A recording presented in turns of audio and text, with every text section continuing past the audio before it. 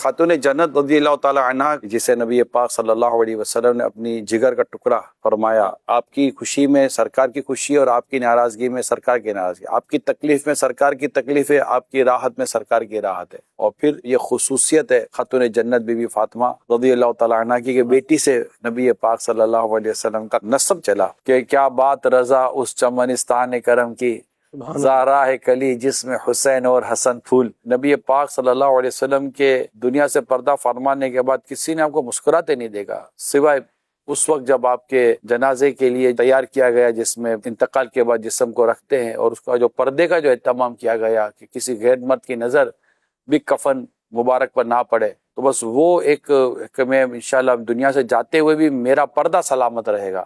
ان کے مقام مرتبہ کا یہ عالم ہے کہ جب قیامت کے دن ان کی سواری آئے گی تو 70,000 حوروں کے جرمٹ میں آپ کی آمد ہوگی، اور کہا جائے گا اہل محشر اپنے آنکھوں کو نیچی کر لو، خاتون جنت کی سواری جا رہی۔ بی بی فاطمہ رضی اللہ تعالیٰ عنہ کا جو انداز پاک تھا وہ مصطفیٰ کریم صلی اللہ علیہ وسلم ام المومنین خدیجۃ الکبریٰ رضی اللہ تعالیٰ عنہ کی تربیت کا وہ شاہکار تھی۔ تو والدین کو ظاہر بات اس میں بڑا غور کرنا پڑتا ہے کہ ہم اپنی اولاد کی تربیت کس انداز پر کرنے میں کامیاب ہوتے جا رہے ہیں۔ یقین مانیں یہ وہ مبارک نام ہے، یہ وہ مبارک ذکر ہے کہ جن کے واسطے سے کی گئی دعا رد نہیں ہو سکتی یار۔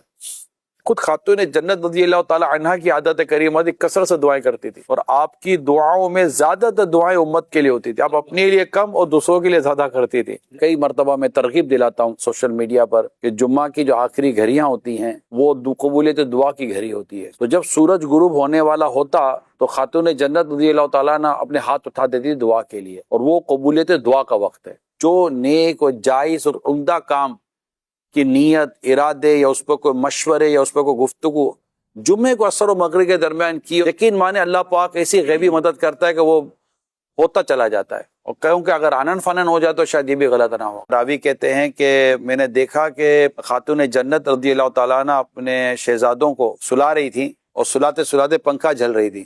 شہزاد یہ کونین ہیں، بچوں کو سلا رہی ہیں، پنکھا جل رہی ہیں، اور کیفیت یہ کہ زبان سے اللہ پاک کا کلام پڑھ رہی ہیں، تلاوت کر رہی ہیں، چکی چلا رہی ہیں، مشکیزہ اٹھا رہی ہیں، سینے پاک پر نشان پڑ جاتا ہے، ہتھیلی پر نشان پڑ جاتے ہیں۔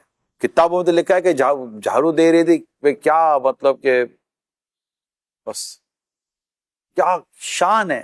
ہماری بیٹیوں کو کیا یہ چیزیں آتی ہیں؟ عبادت کی طرف کیا اس کا رجحان ہے؟ اچھا گھر گرہستی تو کیا ان کو پکانا آتا ہے؟ کیا وہ کچن فرینڈلی ہیں بیٹیاں؟